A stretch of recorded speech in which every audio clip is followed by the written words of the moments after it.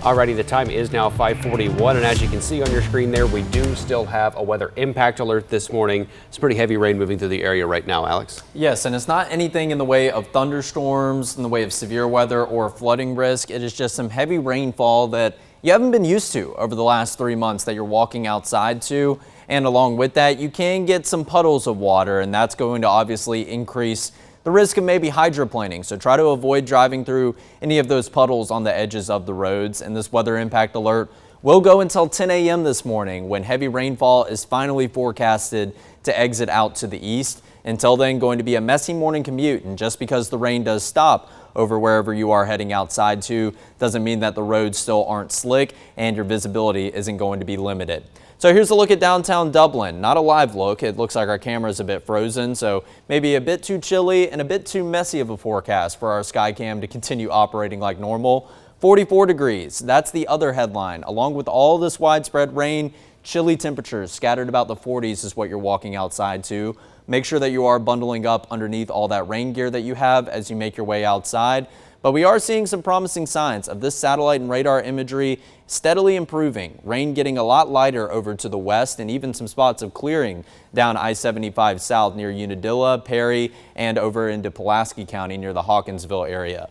The biggest cluster of some steady and heavy rain is going to be farther to the east, but we'll break it down north all the way down to the south here in central Georgia. So some spots of some yellow up here around Jones County, down into Bibb County, mostly some green color that you do see in our northernmost counties. But then over here to the east, Lawrence County, Johnson, southern Wilkinson County, and stretching all the way down into portions of Dodge, Telfair, and Wilcox counties. That's where the heaviest rain does remain earlier this morning.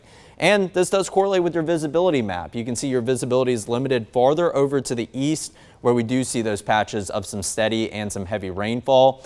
And like I said, a chilly environment. When the light blue color is present on this temperature map, you know it's beginning to feel a bit chilly, but we're also very thankful that our temperatures, say, aren't in the mid to upper 30s, the kind of bottom threshold that you can have for a very, very cold rain. But we are going to continue to keep these cool temperatures in the forecast for the next couple of hours. We don't make it up to the 50-degree mark until around 10 a.m. And then eventually we will start to see a steady increase as we head into the afternoon and finally get some clearing in the cloud cover. So rain chances tapering off west to east, like I was mentioning, and by about 10 a.m., a few light showers are still hanging around, but the bulk of the rain is out of here, and we're still left with some residual cloud cover that will steadily clear out as we go into tonight. Some clouds in the picture for Wednesday morning, and they'll hang around into the afternoon, maybe a few sprinkles, but still not enough for me to throw a rain chance on Wednesday.